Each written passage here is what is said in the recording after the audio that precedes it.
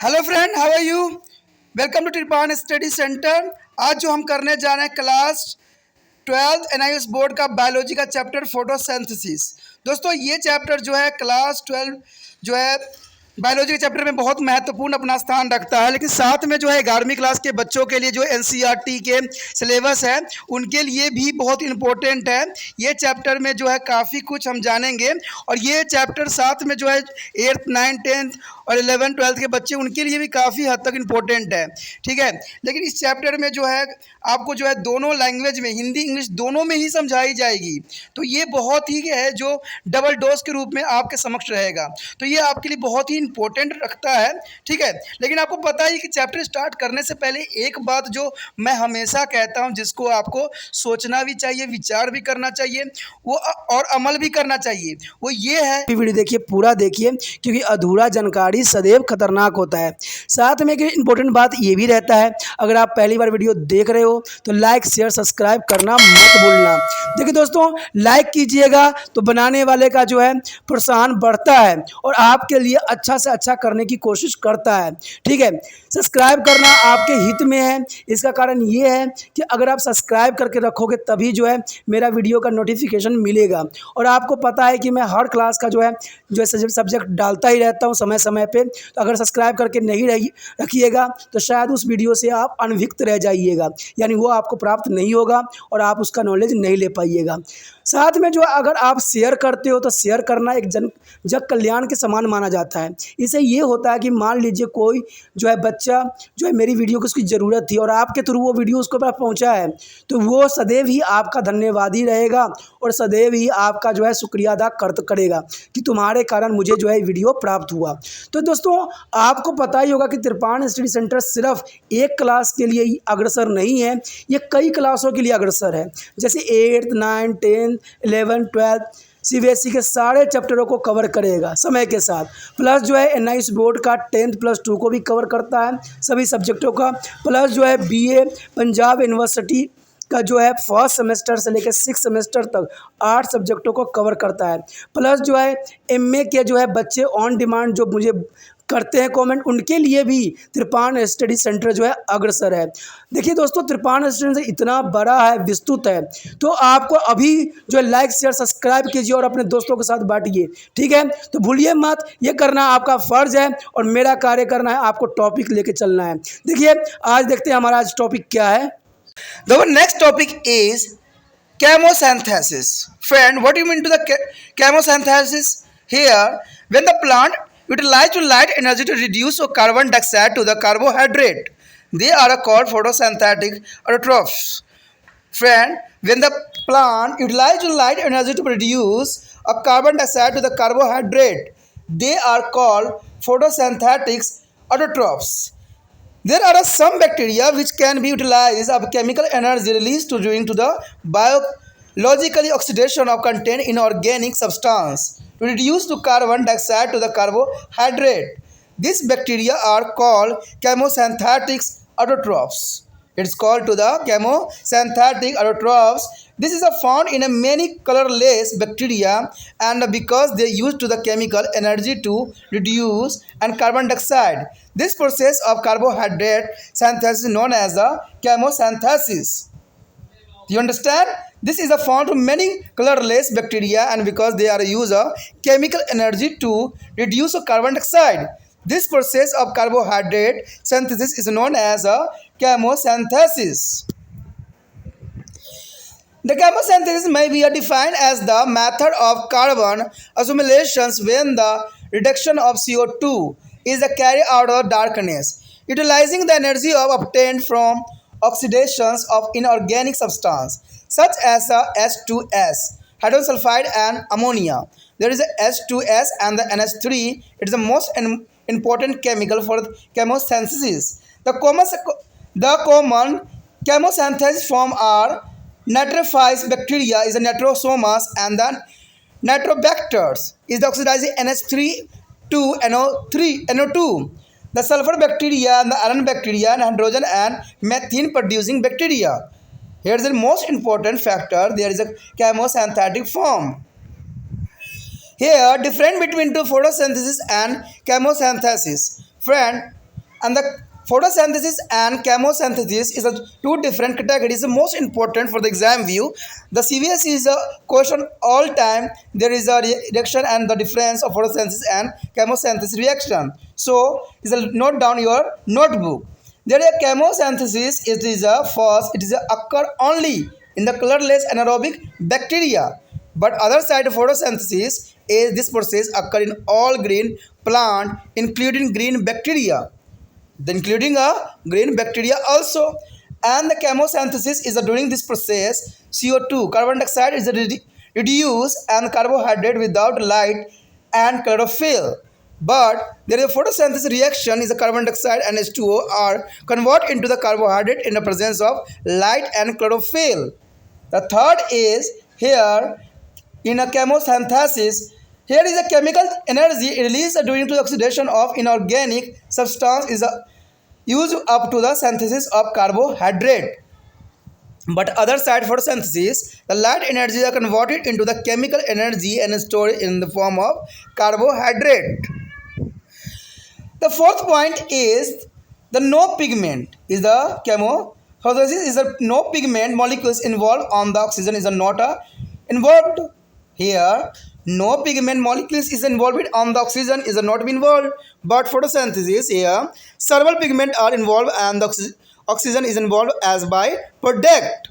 But other side is a non-photofluorescence take place. Is a no photofluorescence take place, but photosynthesis has a photofluorescence take place in the ATP is a produce. There are formation of take place and the produce of ATP.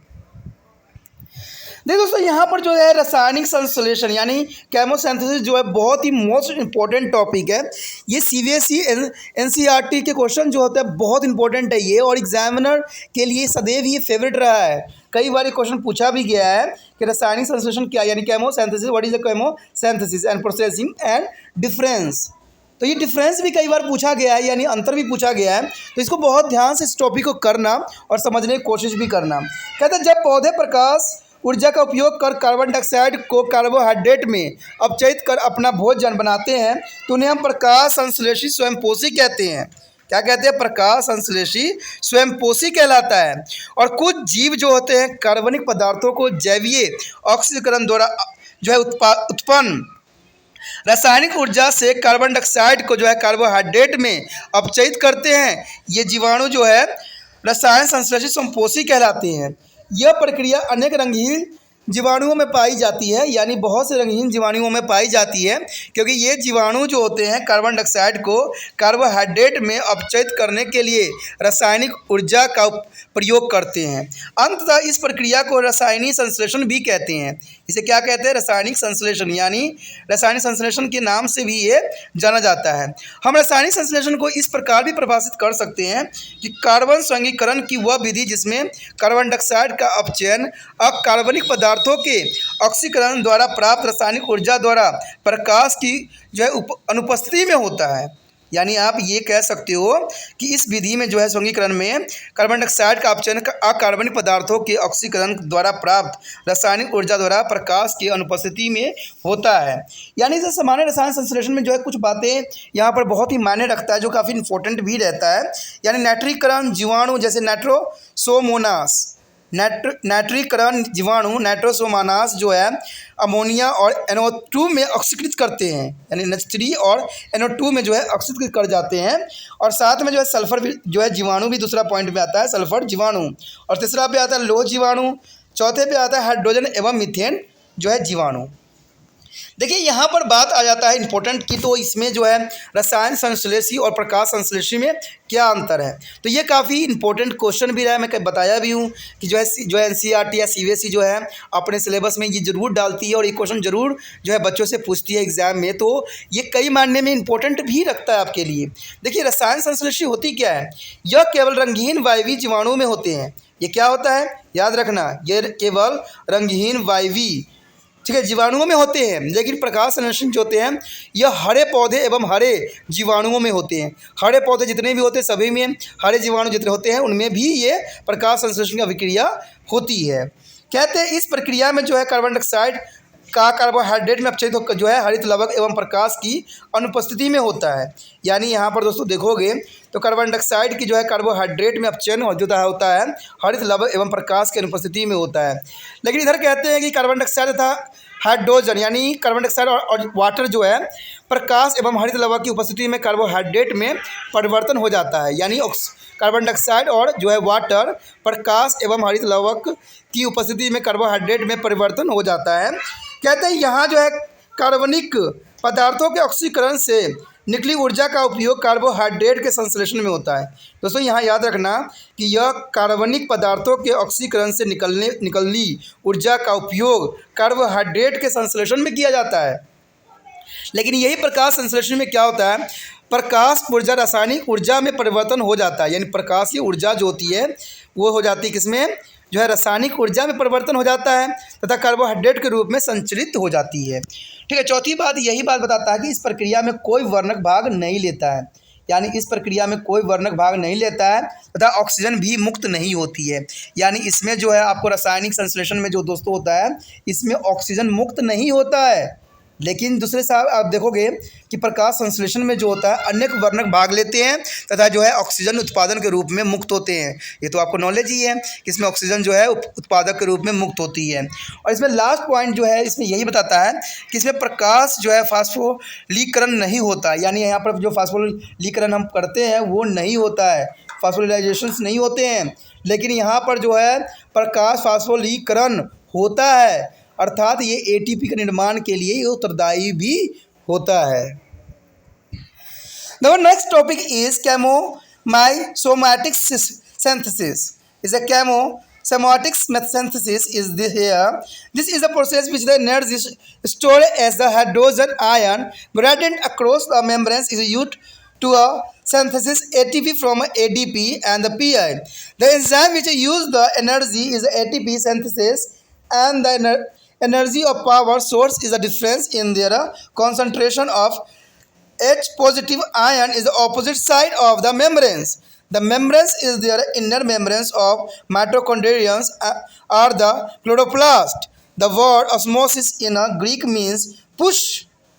The osmosis Greek means is a push and here flow of the hydrogen ion across the membranes provides the energy of push to the ATP synthesis enzyme which then catalyze their synthesis of ATP.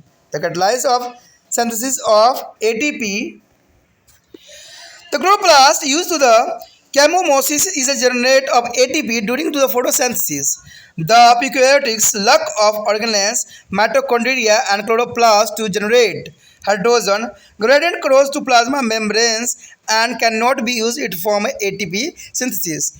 Peter Matches won to the Nobel Prize in 1978 for the proposing the chemosomatic model for the synthesis of ATP. दोस्तों यहाँ पर जो है रसायन प्रासरणीय संश्लेषण, देखिए रसायन प्रासरणीय संश्लेषण जो है काफ़ी इंपॉर्टेंट यहाँ पर अपना भूमिका अदा करता है।